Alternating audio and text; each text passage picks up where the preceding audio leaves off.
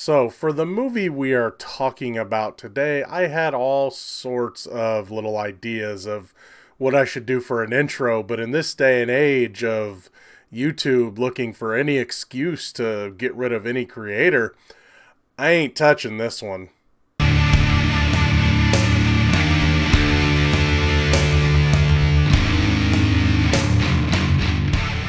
Hey everybody, what's going on? Welcome to an all new Talkin Movies. As always, I am your host, the real Geno Reynolds, and today, finally, I get to talk about Jojo Rabbit. Now, this is the new satire on Nazi Germany from Taika Waititi, and I'm going to leave this picture up for a bit because I have to talk about how he announced this movie. He announced this movie by releasing this picture of him flipping off Hitler and basically saying, "How is this that I'm playing Hitler, someone that's not white?" Basically, to paraphrase. And I thought it was hilarious, and I couldn't wait for this movie. And I'll set it up here first. I will warn you, there might be a few spoilers in this, but I won't try to spoil the whole movie. The setup for this movie is this little boy nicknamed Jojo. He wants to be a Nazi, and the movie starts off with him going to this camp, this Nazi boys camp, or I guess it's boys and girls, because they do make a joke about women's quote-unquote usefulness in Nazi Germany. And he goes to this camp, and it's ran by Sam Rockwell's character, who is an injured Nazi soldier. And he was basically demoted to running this camp because he's not perfect anymore, and he can't, he shouldn't be out on the battlefield. And Jojo goes to this camp because he wants to be a Nazi. He also has a friend that goes there too. And also, I have to mention, and you know about this if you've seen the trailer, Jojo has an imaginary friend, Adolf Hitler, played by Taika Waititi, and basically it's who he's striving to be. He wants to be a part of Hitler's personal guard, and he sees Hitler as he's kind of his conscience, his imaginary friend. There's all sorts of layers to the Hitler character. During this camp, Jojo gets injured, and he basically, parts of him get scarred up, including his face. So now he's kind of seen as a bit of a freak. And also Sam Rockwell's character, for letting this accident happen on his watch, he ends up getting demoted again. And Jojo ends up volunteering for this place that he's at. And the story basically boils down to him learning why the Nazis were bad, and learning that he needs to find for himself that the Nazi way is not the right way. It also, things get turned around for him when he discovers that someone he's very close to is hiding a Jewish girl in their house. And in his dealing with this Jewish girl, he starts to learn that the Jewish people aren't demons, and they aren't evil, and they don't have horns, and all the other things that he's been taught, whether it be from other children or whether it be from his teachers or whatever. Because there's all sorts of people telling him weird stuff about Jewish people in this movie. So, okay, what did I think of this movie? Okay, I really like this movie. I was afraid when I first heard about it that though it's satire, I was afraid that it might be too silly.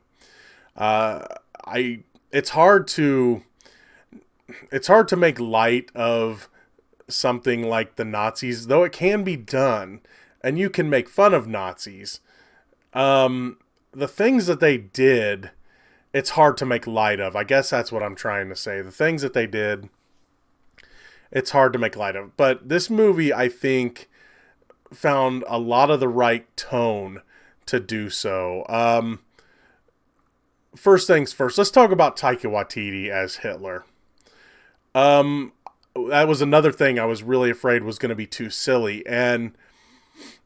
But you got to remember, Waititi doesn't play Hitler, the real Hitler. He's playing this kid's thought of Hitler. It's inside this kid's head. And then he's like 9 or 10. So, of course, Hitler's going to act a little silly at times. And he's going to play out some of the weird things that Jojo has heard about Nazis or heard about Jews. There's a scene where they're at the dinner table and he sees Hitler feasting on the head of a unicorn. I mean, it's just the weirdest stuff that he's heard. That, of course, that's going to be in his head. But here's what I really liked about Taika Waititi's performance as Hitler. When Jojo was agreeing with him, Hitler was pretty, easygoing and lighthearted and trying to be funny. But anytime Jojo starts to change a little bit, to turn away from the Nazi teachings throughout the movie, Taika Waititi gets a few scenes where he gets to get kind of angry and where he's just like, wait, you're not agreeing with me anymore. Why not? And he kind of gets in his face and he kind of yells at him. And it's probably more of the Hitler that we've heard about. And this actually becomes a kind of a fun play off of each other because you're seeing this kid kind of grow up and learn that, the BS that was Nazi Germany, just getting that stuff. He's learning from this Jewish girl that people are people and that it doesn't matter where you're from, you're still people. So their banter back and forth, there's a lot of silliness. There's a lot of seriousness. Even though it's a little silly, I do like their final confrontation that they have. So I really like the two playing off each other. Roman Griffin Davis, sorry. He, a relative newcomer. I don't think he's been in anything else. Him and Taika Waititi going back and forth, whether it be for fun or whether it be angry at each other, it works really well. One of the breakout performances in this movie was from Thomasin McKenzie. She plays Elsa. She's the Jewish girl. She was really good in Leave No Trace. She played the daughter in that movie, and she's really great in this as well. And I'm looking forward to seeing her do more things. But she is basically the heart of this movie or at least one of the hearts of this movie, because she's the one that kind of warms the heart of Jojo and teaches him. I mean, she plays along at first where because Jojo's writing this book. Someone gives him the idea that he should write this book about Jews. And so she's telling them all this weird stuff. And she's drawing the pictures for it, and he's drawing some and writing some. And but just as they go through the movie, the two of them are learning from each other, and both of them, their play off of each other is great as well. I really like Sam Rockwell in this movie. I mean, you honestly, can you go wrong with Sam Rockwell? Even in bad movies, he's good.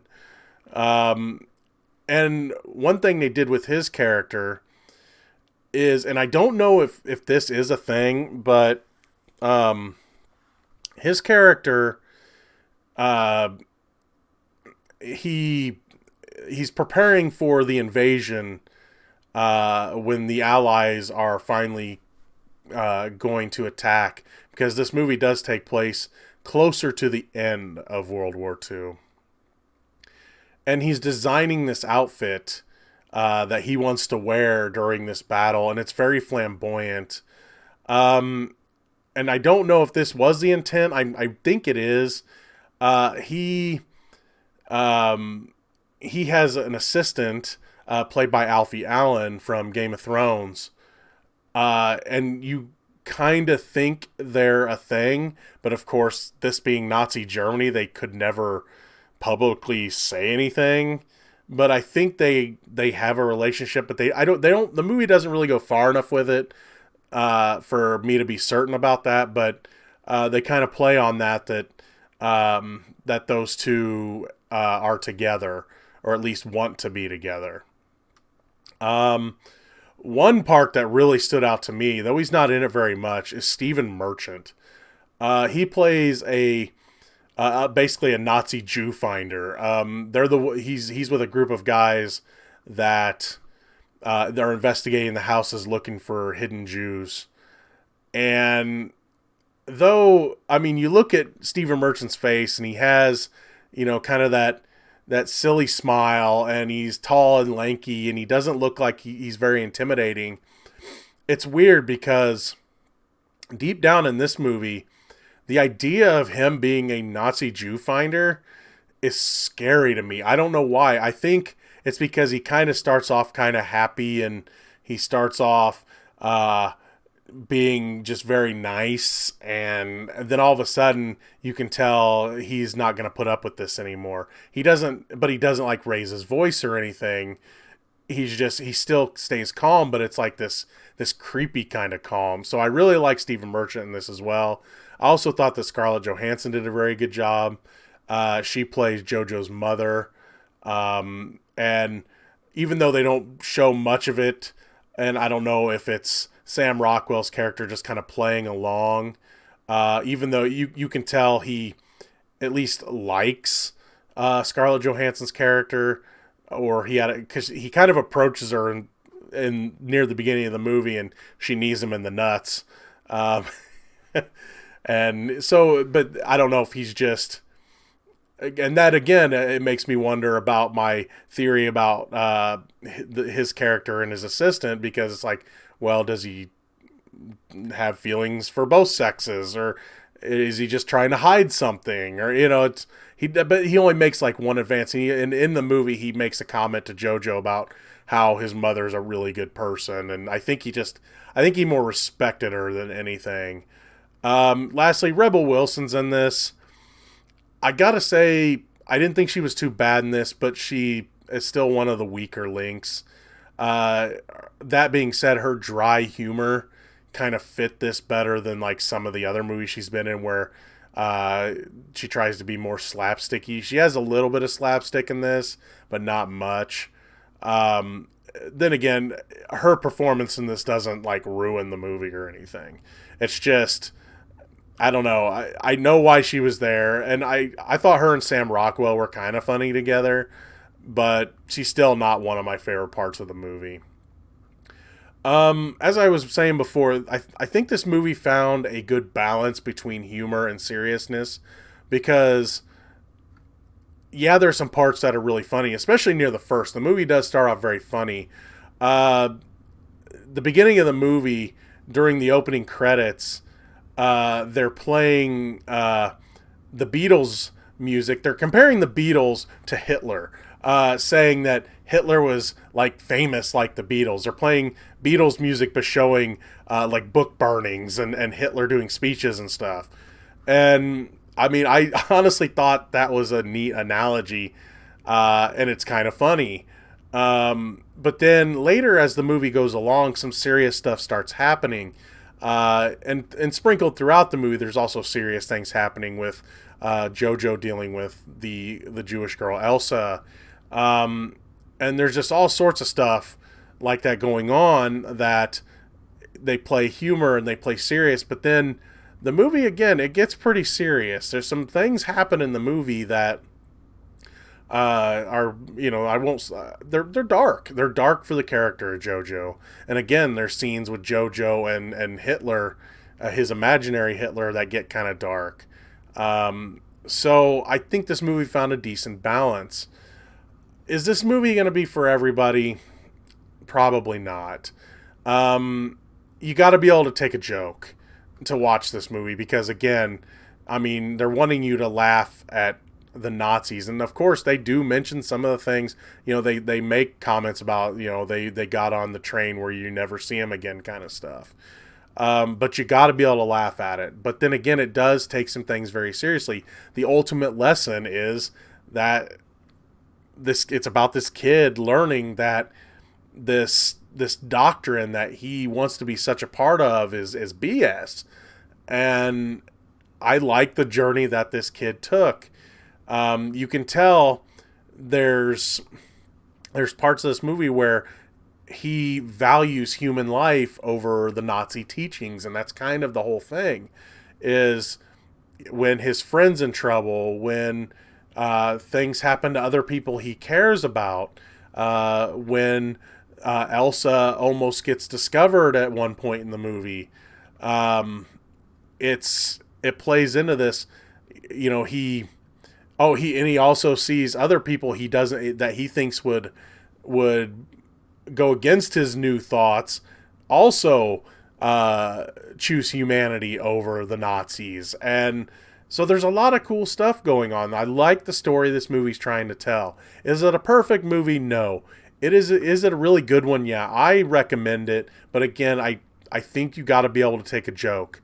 You got to be able to take a joke about Nazi Germany to really appreciate this movie, because there are times that the movie is just trying to make you laugh, but then there's also parts of this movie where they're telling a pretty serious story. So you got to be able to take one with the other to really like this movie. That's going to be all for this edition of Talkin Movies. If you like what you've heard here, please subscribe to the Real Geno YouTube channel, like this video, and if you've seen Jojo Rabbit and want to comment on it, please feel free to leave a comment in the section below. Till next time, I'm your host, the Real Geno, Geno Reynolds. See you later.